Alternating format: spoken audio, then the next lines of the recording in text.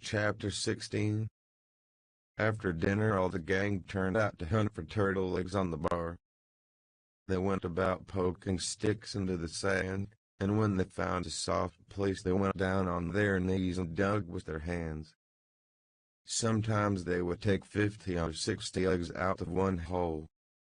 They were perfectly round white things a trifle smaller than an English walnut. They had a famous fried egg feast that night, and another on Friday morning.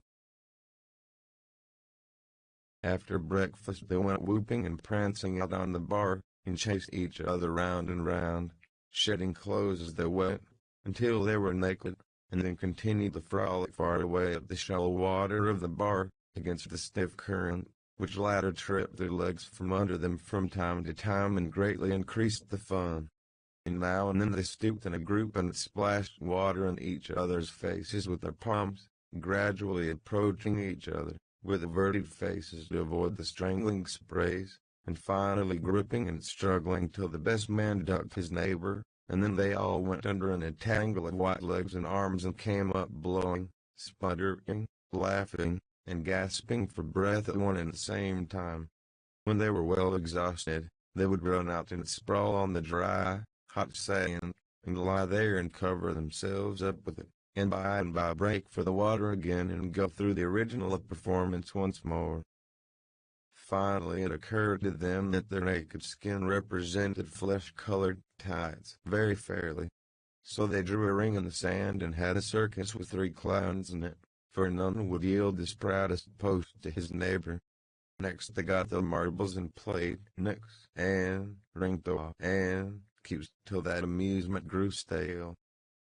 And Joe and Huck had another swim, but Tom would not venture, because he found that in kicking off his trousers he had kicked his string of rattlesnake rattles off his ankle, and he wondered how he had escaped cramp so long without the protection of this mysterious charm. He did not venture again until he had found it, and by that time the other boys were tired and ready to rest. They gradually wandered apart, dropped into the dumps, and fell to gazing longingly across the wide river to where the village lay drowsing in the sun. Tom found himself routing Becky in the sand with his big toe. He scratched it out, and was angry with himself for his weakness.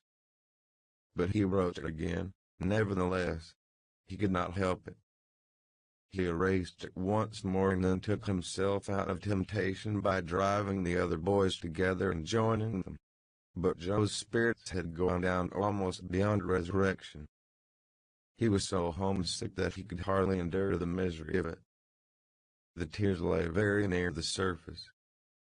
Huck was melancholy, too. Tom was downhearted, but tried hard not to show it. He had a secret which he was not ready to tell, yet, but if this mutinous depression was not broken up soon, he would have to bring it out. He said, with a great show of cheerfulness, "I bet there's been pirates on this island before, boys. We'll explore it again. They've hid treasures here somewhere." Had he filled a light on a rotten chest full of gold and silver hay? But it roused only faint enthusiasm, which faded out, with no reply. Tom tried 1 or 2 other seductions, but they failed, too. It was discouraging work. Joe sat poking up the sand with a stick and looking very gloomy. Finally he said, "Oh, boys, let's give it up. I want to go home. It's so lonesome." "Oh no, Joe, you'll feel better by and by," said Tom. "Just think of the fishing that's here. I don't care for fishing. I want to go home."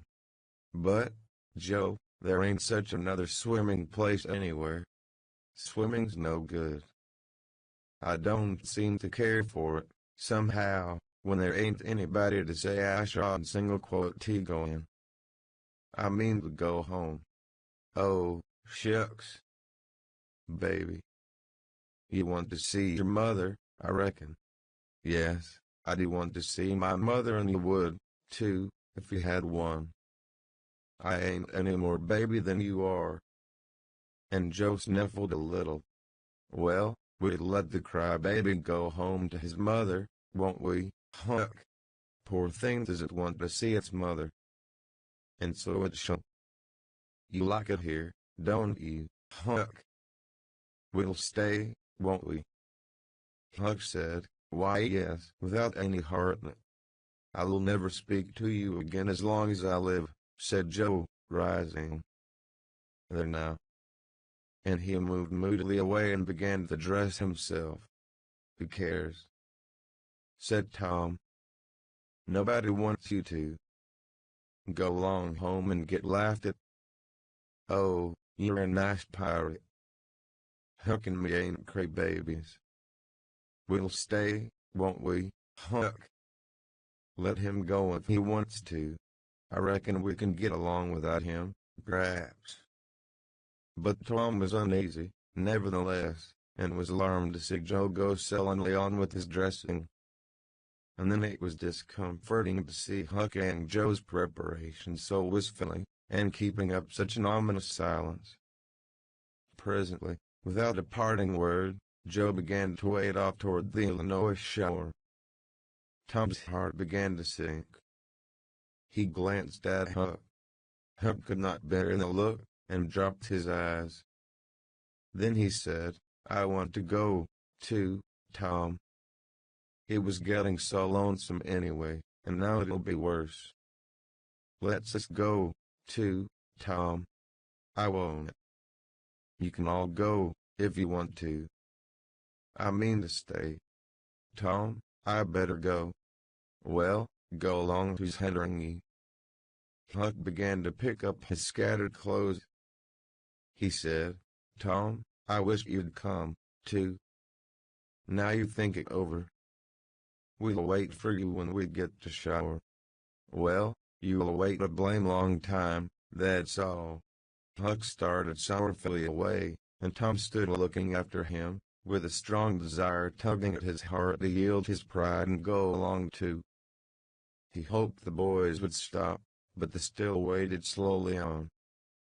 It suddenly dawned on Tom that it was become very lonely and still.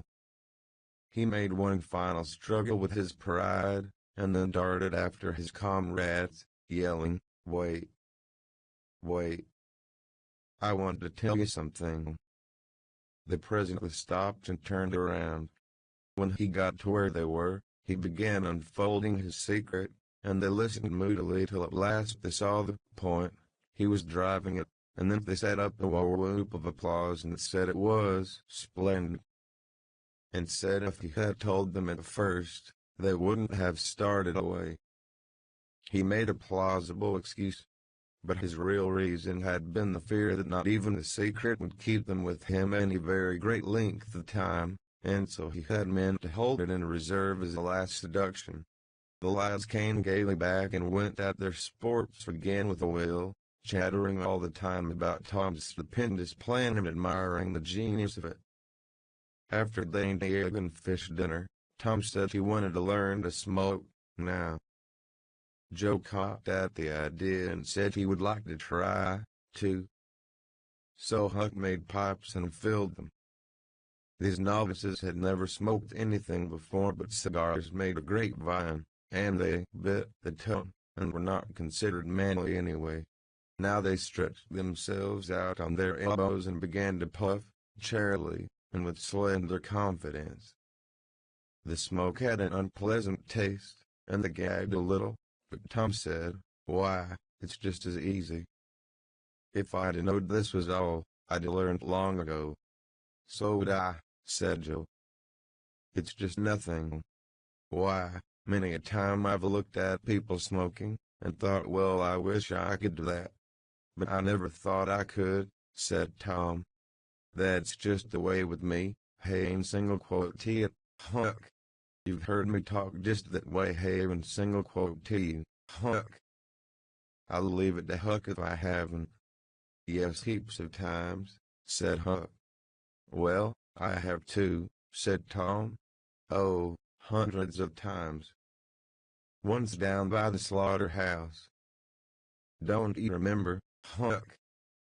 Bomb Tanner was there, and Johnny Miller, and Jeff Thatcher, when I said it. Don't you remember, Huck, about me saying that? Yes, that's so, said Huck. That was the day after I lost a white eye. No, 'twas the day before. There, I told you so, said Tom. Huck recollects it. I believe I could smoke this pipe all day, said Joe. I don't feel sick. Neither do I, said Tom. I could smoke it all day. But I bet you Jeff Thatcher couldn't. Jeff Thatcher?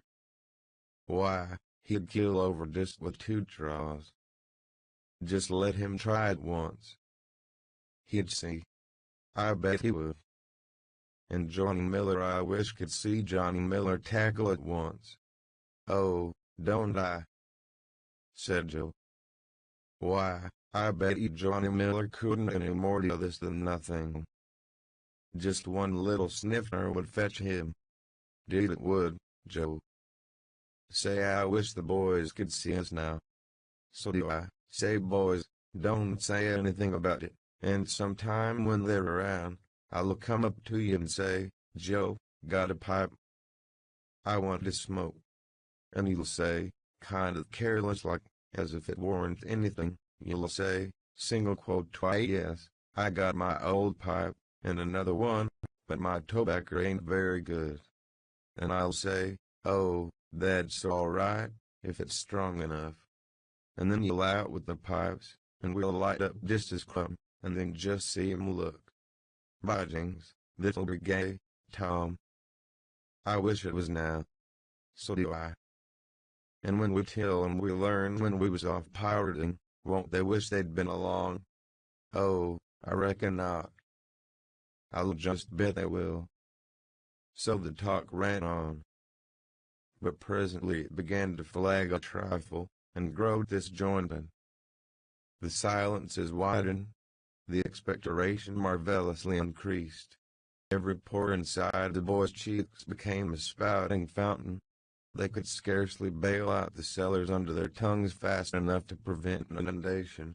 Little overflowings down their throats occurred in spite of all they could do, and sudden retchings followed every time.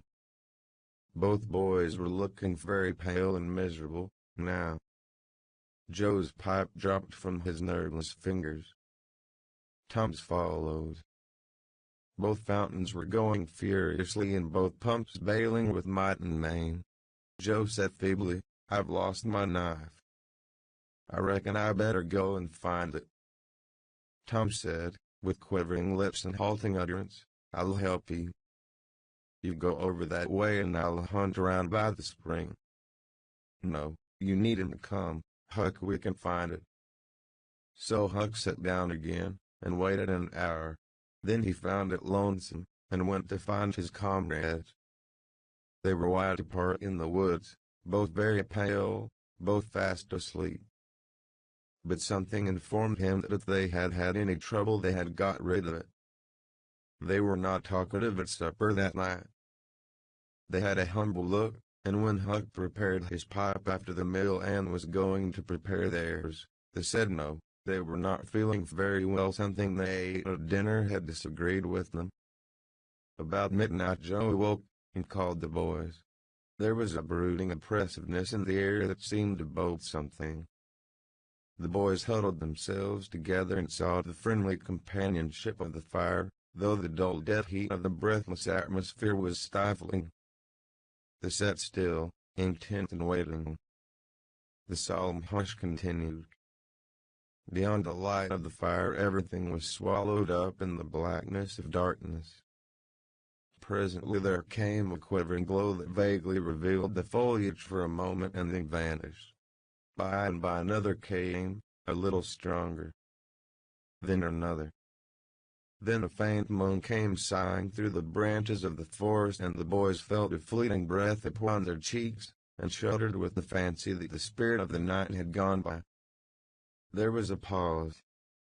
Now a weird flash turned night into day and showed every little grass blade, separate and distinct, that grew about their feet. And it showed 3 white, startled faces, 2.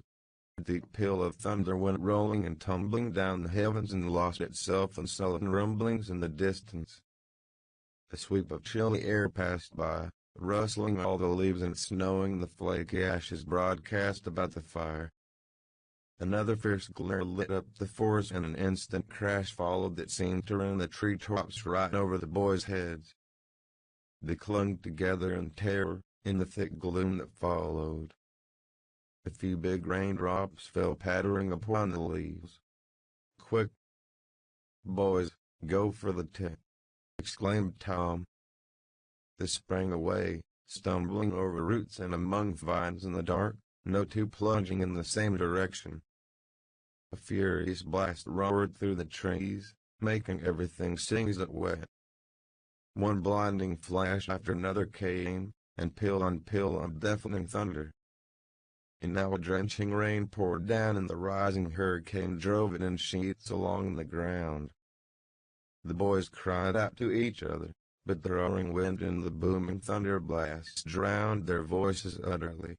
However, one by one they straggled in at last and took shelter under the tent, cold, scared, and streaming with water. But to have company in misery seemed something to be grateful for. They could not talk, the old sail flapped so furiously, even if the other noises would have allowed them. The tempest rose higher and higher, and presently the sail tore loose from its fastenings and went winging away on the blast. The boys seized each other's hands and fled, with many tumblings and bruises, to the shelter of a great oak that stood upon the river bank. Now the battle was at its highest.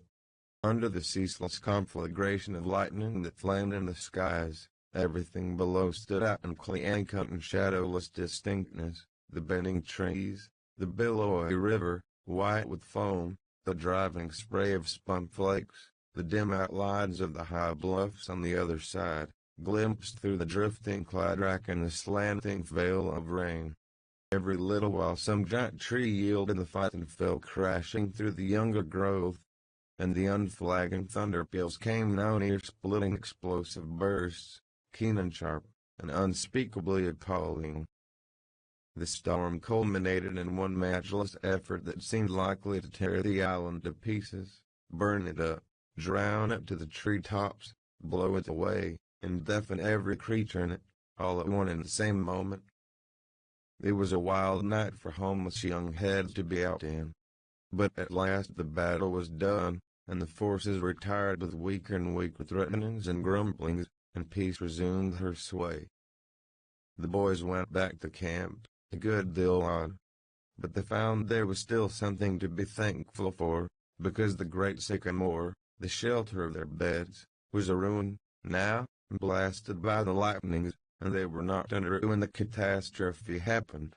Everything in camp was drenched, the campfire as well, for they were but heedless lads, like their generation, and had made no provision against rain.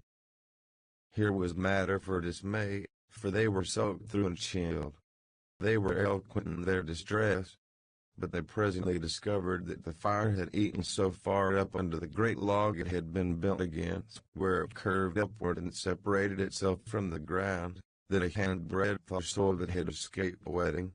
So they patiently wrought until, with shreds and bark gathered from the undersides of sheltered logs, they coaxed the fire to burn again. Then they piled on great dead boughs till they had a roaring furnace, and were glad-hearted once more. They dried their boiled ham and had a feast, and after that they sat by the fire and expanded and glorified their midnight adventure until morning, for there was not a dry spot to sleep on, anywhere around. As the sun began to still in upon the boys, drowsiness came over them, and they went out on the sandbar and lay down to sleep. They got scorched out by and by, and drearily sat about getting breakfast. After the meal they felt rusty, and stiff-jointed, and a little homesick once more. Tom saw the signs, and fell to cheering up the pirates as well as he could. But they cared nothing for marbles, or circus, or swimming, or anything. He reminded them of the imposing secret, and raised a ray of cheer. While it lasted, he got them interested in a new device. This was to knock off being pirates, for a while, and be Indians for a change. They were attracted by this idea, so it was not long before they were stripped, and striped from head to heel with black mud, like so many zebras, all of them chiefs, of course, and then they went tearing through the woods to attack an English settlement. By and by they separated into 3 hostile tribes, and darted upon each other from ambush with dreadful war whoops, and killed and scalped each other by thousands. It was a gory day. Consequently, it was an extremely satisfactory one. They assembled and camped towards supper time, hungry and happy. But now a difficult heroes hostile Indians could not break the bread of hospitality together without first making peace, and this was a simple impossibility without smoking a pipe of peace. There was no other process that ever they had heard of. 2 of the savages almost wished they had remained pirates. However, there was no other way. So with such show of cheerfulness as they could muster, they called for the pipe and took their whiff as it passed, in due form. And behold, they were glad they had gone into savagery, for they had gained something. They found that they could now smoke a little without having to go and hunt for a lost knife. They did not get sick enough to be seriously uncomfortable. They were not likely to fool away this high promise for lack of effort. No, they practiced cautiously, after supper, with fair success, and so they spent a jubilant evening. They were prouder and happier in their new acquirement than they would have been in the scalping and skinning of the 6 nations. We will leave them to smoke and chatter and brag, since we have no further use for them at present. Chapter 17. But there was no hilarity in the little town that same tranquil Saturday afternoon. The Harpers, and Aunt Polly's family, were being put into mourning, with great grief and many tears. An unusual quiet possessed the village, although it was ordinarily quiet enough, in all conscience. The villagers conducted their concerns with an absent air, and talked little, but they sighed often. The Saturday holiday seemed a burden to the children. They had no heart in their sports, and gradually gave them up. In the afternoon Becky Thatcher found herself moping about the deserted schoolhouse yard, and feeling very melancholy. But she found nothing there to comfort her. She soliloquized, "Oh, if I only had a brass and iron I'd begin. But I haven't got anything now to remember him by." And she choked back a little sob. Presently she stopped, and said to herself, "It was right here. Oh, if it was to do over again, I wouldn't say that, I wouldn't say it for the whole world. But he's gone now. I'll never, never, never see him any more." This thought broke her down, and she wandered away, with tears rolling down her cheeks. Then quite a group of boys and girls, playmates of Tom's and Joe's, came by, and stood looking over the paling fence and talking in reverent tones of how Tom did so and so the last time they saw him, and how Joe said this and that small trifle, pregnant with a full prophecy, as they could easily see now. And each speaker pointed out the exact spot where the lost lads stood at the time, and then added something like, "And I was a-standing just as I am now, and as if it was him I was as close as that," and he smiled, "just this way," and then something seemed to go all over me, like awful, you know, and I never thought what it meant, of course, but I can see now. Then there was a dispute about who saw the dead boys last in life, and many claimed that dismal distinction, and offered evidences, more or less tampered with by the witness. And when it was ultimately decided who did see the departed last, and exchanged the last words with them, the lucky parties took upon themselves a sort of sacred importance, and were gaped at and envied by all the rest. One poor chap, who had no other grandeur to offer, said with tolerably manifest pride in the remembrance, "Well, Tom Sawyer, he licked me once." But that bid for glory was a failure. Most of the boys could say that, and so that cheapened the distinction too much. The group loitered away, still recalling memories of the lost heroes and odd voices. When the Sunday school hour was finished, the next morning, the bell began to toll, instead of ringing in the usual way. It was a very still Sabbath, and the mournful sound seemed in keeping with the musing hush that lay upon nature. The villagers began to gather, loitering a moment in the vestibule to converse in whispers about the sad event. But there was no whispering in the house. Only the funny rustling of dresses as the women gathered to their seats disturbed the silence there. None could remember when the little church had been so full before. There was finally a waiting pause, an expectant dumbness, and then Aunt Polly entered, followed by Sid and Mary, and they by the Harper family, all in deep black, and the whole congregation, the old minister as well, rose reverently and stood until the mourners were seated in the front pew. There was another communing silence, broken at intervals by muffled sobs, and then the minister spread his hands abroad and prayed.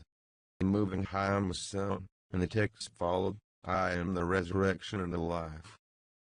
As the service proceeded, the clergyman drew such pictures of the graces, the winning ways, and the rare promise of the lost lads every soul there, thinking he recognized these pictures, felt a pang in remembering that he had persistently blinded himself to them always before, and had as persistently seen only faults and flaws in the poor boys. The minister related many a touching incident in the lives of the departed, too, which illustrated their sweet, generous natures, and the people could easily see, now, how noble and beautiful those episodes were, and remembered with grief that at the time they occurred they had seemed rank rascalities, well deserving of the cowhide. The congregation became more and more moved, as the pathetic tale went on, till at last the whole company broke down and joined the weeping mourners in a chorus of anguished sobs, the preacher himself giving way to his feelings, and crying in the pulpit. There was a rustle in the gallery, which nobody noticed. A moment later the church door creaked. The minister raised his streaming eyes above his handkerchief, and stood transfixed.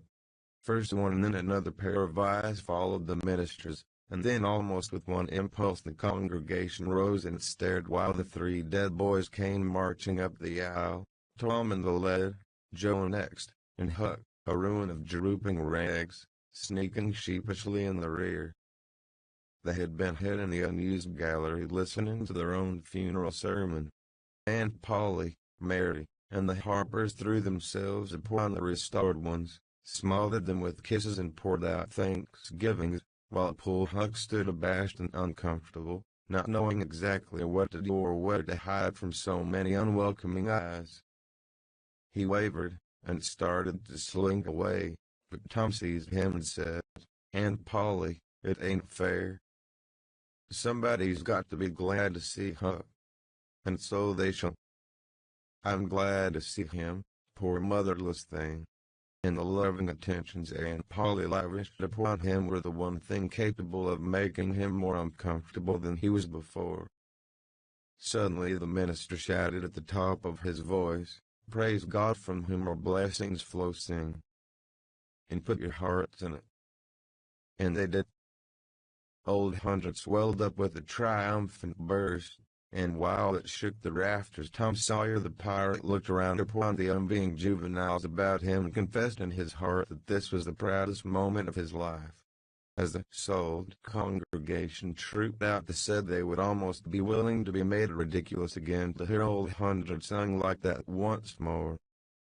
Tom got more cuffs and kisses a day according to Aunt Polly's varying moods than he had earned before in a year, and he hardly knew which expressed the most gratefulness to God and affection for himself. Chapter 18. That was Tom's great secret, the scheme to return home with his brother pirates and attend their own funerals. They had paddled over to the Missouri shore on a log, at dusk on Saturday, landing 5 or 6 miles below the village. They had slept in the woods at the edge of the town till nearly daylight, and had then crept through back lanes and alleys and finished their sleep in the gallery of the church among a chaos of invalided benches.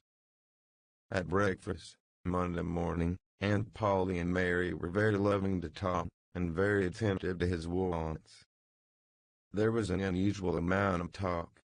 In the course of the day Aunt Polly said, "Well, I don't say it wasn't a fine joke, Tom, to keep everybody suffering most of the week so you boys had a good time, but it is a pity you could be so hard-hearted as to let me suffer so.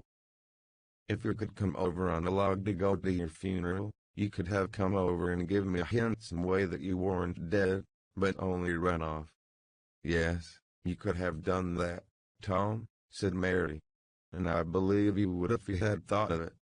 "Would you, Tom?" said Aunt Polly, her face lighting wistfully. "Say, now, would you, if you'd thought of it?" I don't know.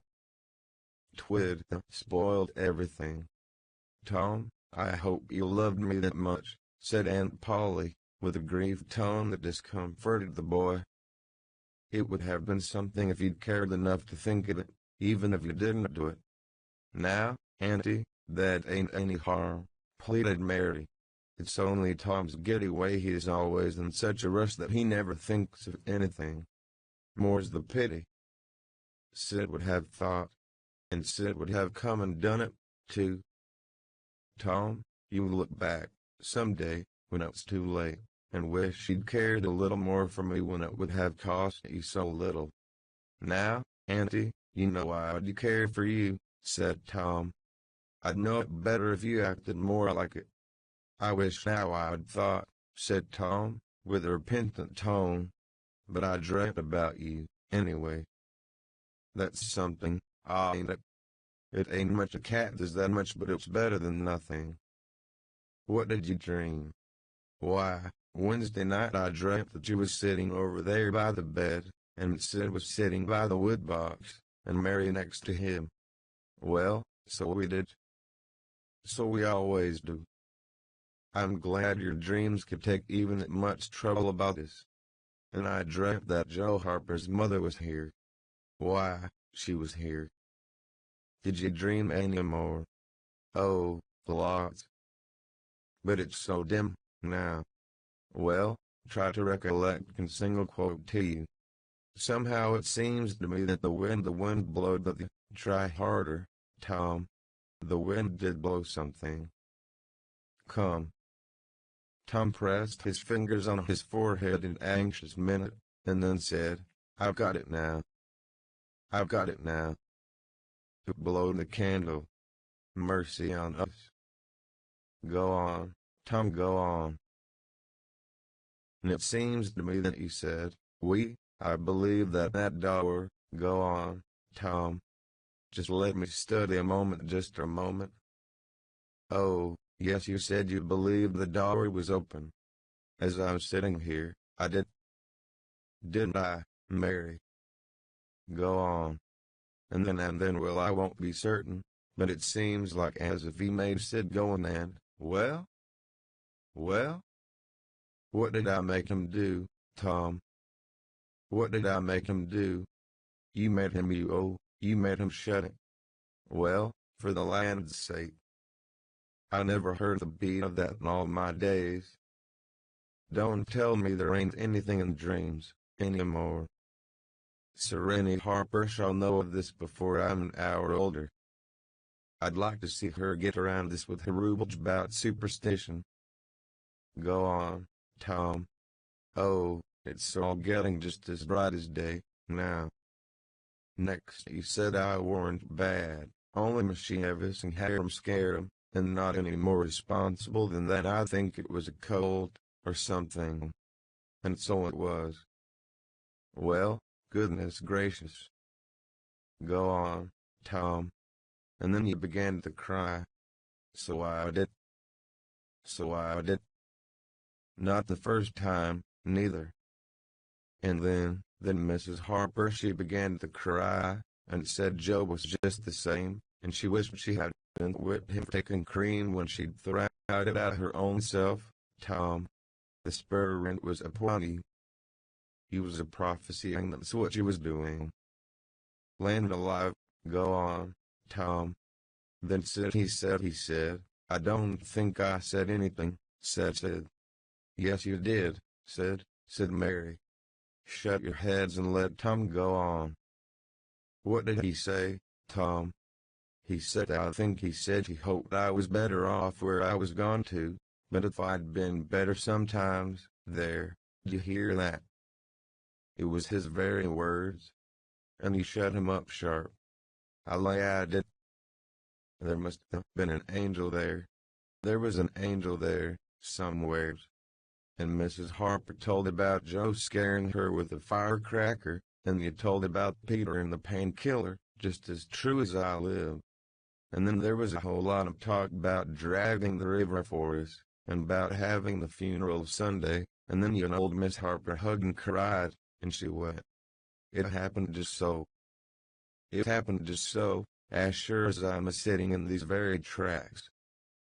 Tom, you couldn't told it more like if you'd seen it. And then what? Go on, Tom. Then I thought you prayed for me and I could see you and hear every word you said. And you went to bed, and I was so sorry that I took and wrote on a piece of sycamore bark, "We ain't dead, we're only off being pirates," and put it on the table by the candle. And then you looked so good, laying there asleep, that I thought I went and leaned over and kissed you on the lips. Did you, Tom? Did you? I just forgive you everything for that. And she seized the boy in a crushing embrace that made him feel like the guiltiest of villains. It was very kind, even though it was only a dream, Sid soliloquized just audibly. Shut up, Sid. The body does just the same in a dream as he'd do if he was awake. Here's a big melon apple I've been saving for you, Tom, if it was ever found again. Now go along to school. I'm thankful to the good God and Father of us all I've got you back, that's long-suffering and merciful to them that believe on him and keep his word, though goodness knows I'm unworthy of it. But if only the worthy ones got his blessings and had his hand to help them over the rough places, there's few enough would smile here or ever enter into his rest when the long night comes. Go long, said Mary. Tom, take yourselves off, you've hindered me long enough. The children left for school, and the old lady to call on Mrs. Harper and vanquish her realism with Tom's marvelous dream. Sid had better judgment than to utter the thought that was in his mind as he left the house. It was this, pretty thin as long a dream as that, without any mistakes in it. What a hero Tom was become, now. He did not go skipping and prancing, but moved with a dignified swagger as became a pirate who felt that the public eye was on him. And indeed it was. He tried not to seem to see the looks or hear the remarks as he passed along, but they were food and drink to him. Smaller boys than himself flocked at his heels, as proud to be seen with him, and tolerated by him, as if he had been the drummer at the head of a procession or the elephant leading a menagerie into town. Boys of his own size pretended not to know he had been away at all. But they were consuming with envy, nevertheless. They would have given anything to have that swarthy sun-tanned skin of his, and his glittering notoriety. And Tom would not have parted with either for circus. At school the children made so much of him and of Joe, and delivered such eloquent admiration from their eyes, that the two heroes were not long in becoming insufferably stuck up. They began to tell their adventures to hungry listeners, but they only began. It was not a thing likely to have an end, with imaginations like theirs to furnish material. And finally, when they got out their pipes and went serenely puffing around, the very summit of glory was reached. Tom decided that he could be independent of Cathedral now. Glory was sufficient. He would live for glory. Now that he was distinguished, maybe she would be wanting to make up. Well, let her. She should see that he could be as indifferent as some other people. Presently she arrived. Tom pretended not to see her. He moved away and joined the group of boys and girls and began to talk. Soon he observed that she was tripping gaily back and forth with flushed face and dancing eyes, pretending to be busy chasing schoolmates, and screaming with laughter when she made a capture. but he noticed that she always made her captures in his vicinity, and that she seemed to cast a conscious eye in his direction at such times, too. It gratified all the vicious vanity that was in him, and so, instead of winning him, it only set him up the more and made him the more diligent to avoid betraying that he knew she was about. Presently she gave over skylarking, and moved irresolutely about, sighing once or twice and glancing furtively and wistfully toward Tom. Then she observed that now Tom was talking more particularly to Amy Lawrence than to anyone else. She felt a sharp pang and grew disturbed and uneasy at once. She tried to go away, but her feet were treacherous, and carried her to the group instead. She said to a girl almost at Tom's elbow with sham vivacity, "Why, Mary Austin, you bad girl, why didn't you come to Sunday school? I did come deed and single quote till you see me. Why, no. Did you? Where did you sit? I was in Miss Peters' class, where I always go. I saw you. Did you? Why, it's funny I didn't see you. I wanted to tell you about the picnic. Oh, that's jolly. Who's going to give it? My mom's going to let me have one. Oh, goody. I hope she'll let me come. Well, she will. The picnic's for me. She'll let anybody come that I want, and I want you. That's ever so nice. When is it going to be? By and by. Maybe about vacation. Oh, won't it be fun? You going to have all the girls and boys? Yes, everyone that's friends to me or wants to be. And she glanced ever so furtively at Tom, but he talked right along to Amy Lawrence about the terrible storm on the island, and how the lightning tore the great sycamore tree all to flinders while he was standing within 3 feet of it. "Oh, may I come?" said Grace Miller. "Yes." "And me?" said Sally Rogers. "Yes." "And me, too," said Susie Harper. "And Joe?" "Yes." And so on, with clapping of joyful hands till all the group had begged for invitations but Tom and Amy. Then Tom turned coolly away, still talking, and took Amy with him. Becky's lips trembled and the tears came to her eyes. She had these signs with a forced gaiety and went on chattering, but the life had gone out of the picnic, now, and out of everything else. She got away as soon as she could and hid herself and had what her sex call a good cry. Then she sat moody, with wounded pride, till the bell rang. She roused up, now, with a vindictive cast in her eye, and gave her plate of tails a shake and said she knew what she'd do. At recess Tom continued his flirtation with Amy with jubilant self-satisfaction, and he kept drifting about to find Becky and enchant her with the performance. At last he spied her, but there was a sudden falling of his mercury.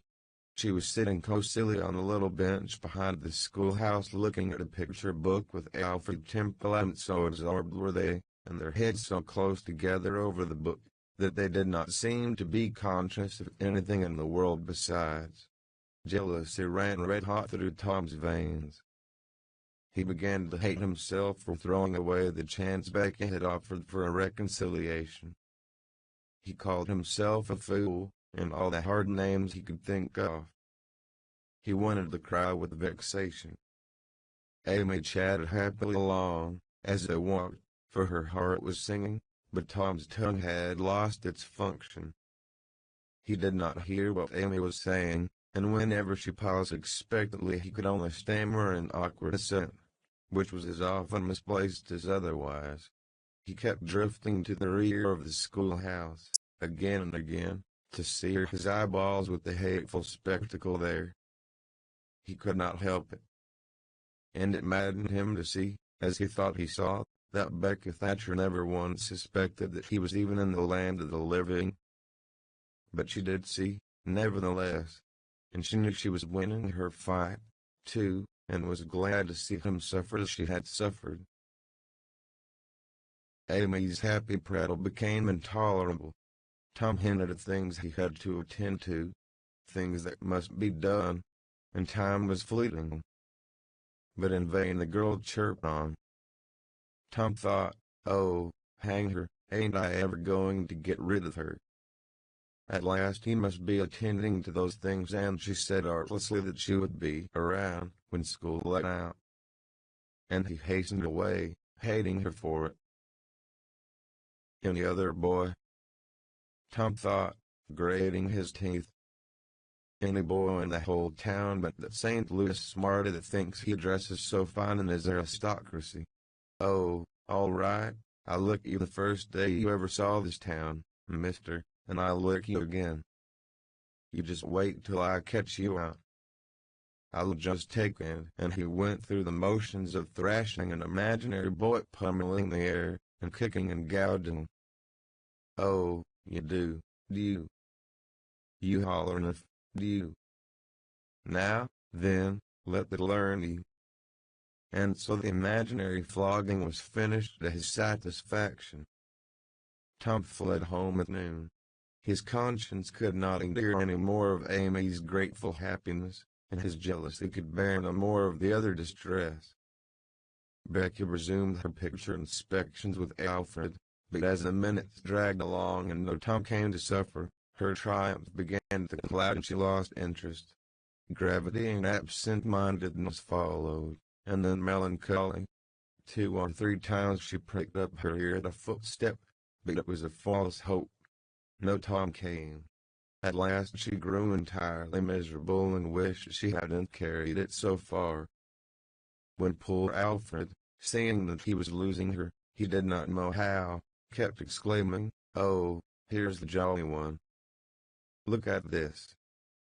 She lost patience at last, and said, "Oh, don't bother me. I don't care for them," and burst into tears, and got up and walked away. Alfred dropped alongside and was going to try to comfort her, but she said, "Go away and leave me alone, can't you? I hate you."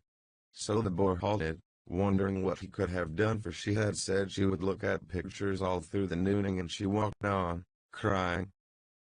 Then Alfred went musing into the deserted schoolhouse. He was humiliated and angry. He easily guessed his way to the truth. The girl had simply made a convenience of him to vent her spite upon Tom Sawyer.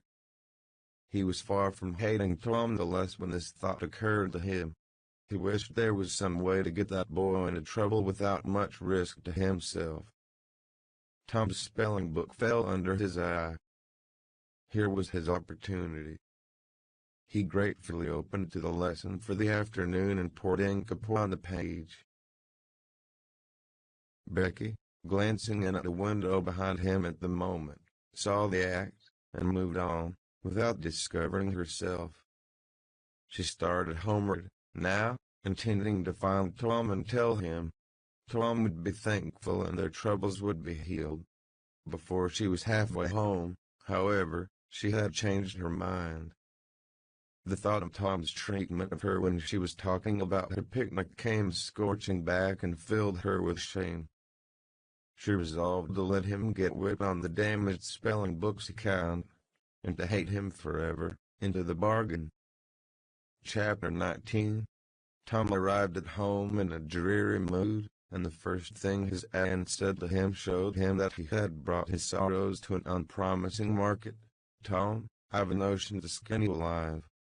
"Auntie, what have I done?" "Well, you've done enough.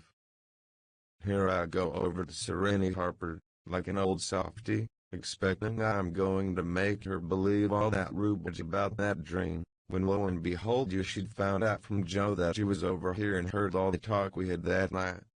Tom, I don't know what is to become of a boy that will act like that. It makes me feel so bad to think you could let me go to Sereny Harper and make such a fool of myself and never say a word." This was a new aspect of the thing. His smartness of the morning had seemed to Tom a good joke before, and very ingenious. It merely looked mean and shabby now.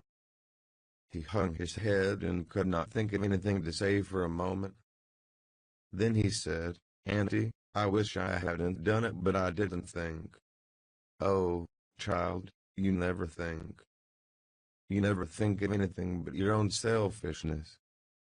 You could think to come all the way over here from Jackson's Island in the night to laugh at our troubles, and you could think to fool me with a lie about a dream. But you couldn't ever think to pity us and save us from sorrow. Auntie, I know now it was mean, but I didn't mean to be mean. I didn't, honest. And besides, I didn't come over here to laugh at you that night. What did you come for, then? It was to tell you not to be uneasy about us, because we hadn't got drowned. Tom, I would be the thankfulest soul in this world if I could believe you ever had as good a thoughts as that, but you know you never did, and I know it, Tom. Indeed I did, and I wish I may never stir if I didn't. Oh, Tom, don't lie down single quote to it. It only makes things 100 times worse. It ain't a lie, Auntie. It's the truth. I wanted to keep you from grieving, that was all that made me come. I'd give the whole world to believe that it would cover up the power of sins, Tom. I'd most be glad you'd run off and acted so bad. But it ain't reasonable. Because, why didn't you tell me, child? Why, you see, when you got to talking about the funeral, I just got all full of the idea of our coming and hiding in the church, and I couldn't somehow bear to spoil it. So I just put the bark back in my pocket and kept mum. What bark? The bark I had wrote on to tell you we'd go on pirating. I wish, now, you'd waked up when I kissed you, I do, honest. The hard lines in his aunt's face relaxed and a sudden tenderness dawned in her eyes. Did you kiss me, Tom? Why, yes, I did. Are you sure you did, Tom? Why, yes, I did, and a certain sure. What did you kiss me for, Tom? Because I loved you so, and you lay there moaning and I was so sorry. The words sounded like truth. The old lady could not hide the tremor in her voice when she said, "Kiss me again, Tom, and be off with you to school, now, and don't bother me any more." The moment he was gone, she ran to the closet and got out the ruin of a jacket which Tom had gone pirating in. Then she stopped, with it in her hand, and said to herself, "No, I don't dare. Poor boy, I reckon he's lied about it, but it's a blessed lie. There's such a comfort come from it. I know the Lord will forgive him, because it was such good-heartedness in him to tell it. But I don't want to find out it's a lie. I won't look." She put the jacket away, and stood by musing a minute. Twice she put out her hand to take the garment again, and twice she refrained. Once more she ventured, and this time she fortified herself with the thought, it's a good lie, I won't let it grieve me. So she sought the jacket pocket. A moment later she was reading Tom's piece of bark through flowing tears and saying, I could forgive the boy, now, if he'd committed a million sins. Group of symbols, chapter XX. There was something about Aunt Polly's manner, when she kissed Tom, that swept away his low spirits and made him light-hearted and happy again. He started to school and had the luck of coming upon Becca Thatcher at the head of Meadow Lane. His mood always determined his manner. Without a moment's hesitation he ran to her and said, I acted mighty mean today, Becky, and I'm so sorry. I won't ever do that way again, as long as ever I live. Please make up, won't you? The girl stopped and looked him scornfully in the face. I'll thank you to keep yourself to yourself, Mr. Thomas Sawyer. I will never speak to you again. She tossed her head and passed on. Tom was so stunned that he had not even presence of mind enough to say, Who cares, Miss Smarty? Until the right time to say it had gone by. so he said nothing. But he was in a fine rage, nevertheless. He moped in the schoolyard wishing she were a boy, and imagining how he would trounce her if she were. He presently encountered her and delivered a stinging remark as he passed.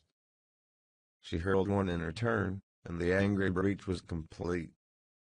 It seemed to Becky, in her hot resentment, that she could hardly wait for school to begin. She was so impatient to see Tom flogged for the injured spelling book. If she had had any lingering notion of exposing Alfred Temple, Tom's offensive fling had driven it entirely away. Poor girl, she did not know how fast she was nearing trouble herself. The master, Mr. Dobbins, had reached middle age with an unsatisfied ambition. The darling of his desires was to be a doctor, but poverty had decreed that he should be nothing higher than a village schoolmaster. Every day he took a mysterious book out of the desk and absorbed himself in it at times when no classes were reciting. He kept that book under lock and key. There was not an urchin in school but was perishing to have a glimpse of it, but the chance never came. Every boy and girl had a theory about the nature of that book, but no two theories were alike, and there was no way of getting at the facts in the case. Now, as Becky was passing by the desk, which stood near the door, she noticed that the key was in the lock. It was a precious moment. She glanced around, found herself alone, and the next instant she had the book in her hands. The title page, Professor Somebody's Anatomy, carried no information to her mind, so she began to turn the leaves. She came at once upon a handsomely engraved and colored frontispiece, a human figure, stark naked.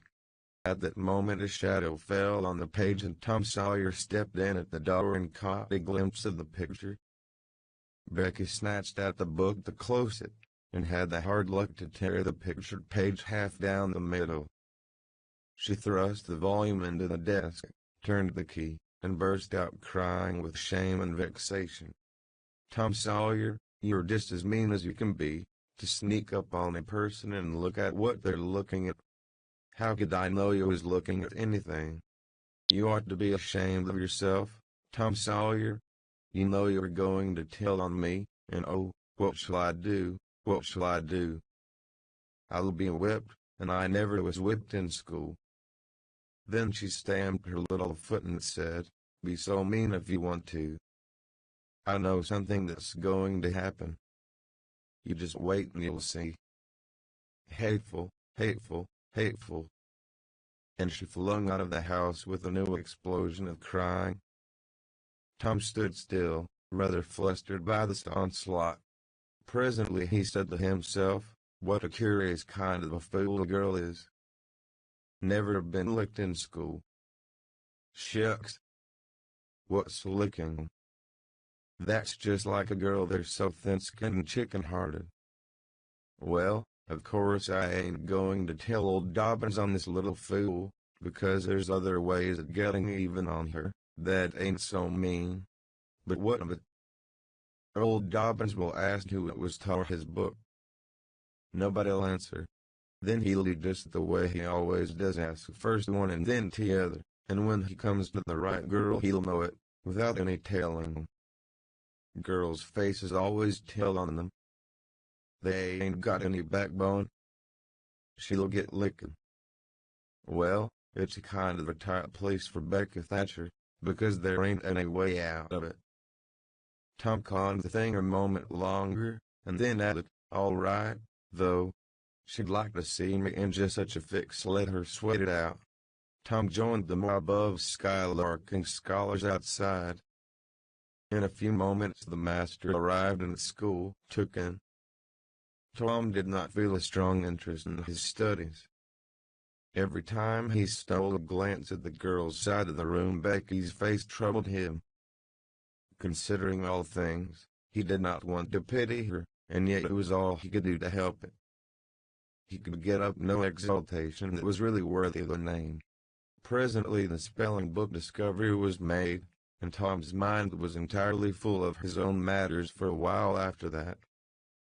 Becky roused up from her lethargy of distress and showed good interest in the proceedings. She did not expect that Tom could get out of his trouble by denying that he spilled the ink on the book himself, and she was right. The denial only seemed to make the thing worse for Tom. Becky supposed she would be glad of that, and she tried to believe she was glad of it, but she found she was not certain. When the worst came to the worst, she had an impulse to get up and tell on Alfred Temple, but she made an effort and forced herself to keep still because, said she to herself, he'll tell about me tearing the picture shirt. I wouldn't say a word, not to save his life. Tom took his whipping and went back to his seat, not at all broken-hearted, for he thought it was possible that he had unknowingly upset the ink on the spelling book himself, and some skylarking bout he had denied it for form's sake and because it was custom, and had stuck to the denial from principle. A whole hour drifted by. The master sat nodding in his throne. The air was drowsy with the hum of study. By and by, Mr. Dobbins straightened himself up, yawned, then unlocked his desk, and reached for his book, but seemed undecided whether to take it out or leave it. Most of the pupils glanced up languidly, but there were two among them that watched his movements with intent eyes. Mr. Dobbins fingered his book absently for a while, then took it out and settled himself in his chair to read. Tom shot a glance at Becky. He had seen a hunted and helpless rabbit look as she did, with a gun leveled at its head. Instantly he forgot his quarrel with her. Quick, something must be done. Done in a flash, too. But the very imminence of the emergency paralyzed his invention. Good. He had an inspiration. He would run and snatch the book, spring through the door and fly. But his resolution shook for one little instant, and the chance was lost. The master opened the volume. If Tom only had the wasted opportunity back again. Too late. There was no help for Becky now, he said. The next moment the master faced the school. Every eye sank under his gaze. There was that in it which smote even the innocent with fear. There was silence while one might count 10. The master was gathering his wrath. Then he spoke. Who tore this book? There was not a sound. One could have heard a pin drop. The stillness continued. The master searched face after face for signs of guilt. Benjamin Rogers, did you tear this book? A denial. Another pause. Joseph Harper, did you? Another denial. Tom's uneasiness grew more and more intense under the slow torture of these proceedings. The master scanned the ranks of boys, considered a while, then turned to the girls. Amy Lawrence. A shake of the head. Gracie Miller. The same. Susan Harper, did you do this? Another negative. The next girl was Becca Thatcher. Tom was trembling from head to foot with excitement and a sense of the hopelessness of the situation. Rebecca Thatcher. Tom glanced at her face. It was white with terror. Did you tear? No. Look me in the face. Her hands rose in appeal. Did you tear this book? A thought shot like lightning through Tom's brain. He sprang to his feet and shouted, I done it. The school stared in perplexity at this incredible folly. Tom stood a moment, to gather his dismembered faculties, and when he stepped forward to go to his punishment, the surprise, the gratitude, the iteration that shone upon him out of poor Becky's eyes seemed pay enough for 100 floggings.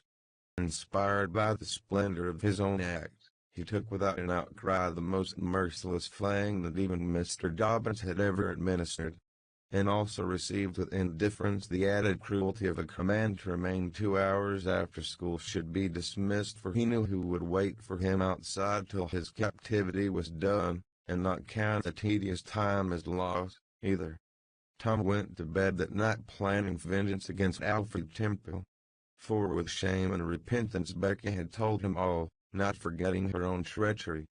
But even the longing for vengeance had to give way, soon, to pleasanter musings, and he fell asleep at last with Becky's latest words lingering dreamily in his ear. "Tom, how could you be so noble?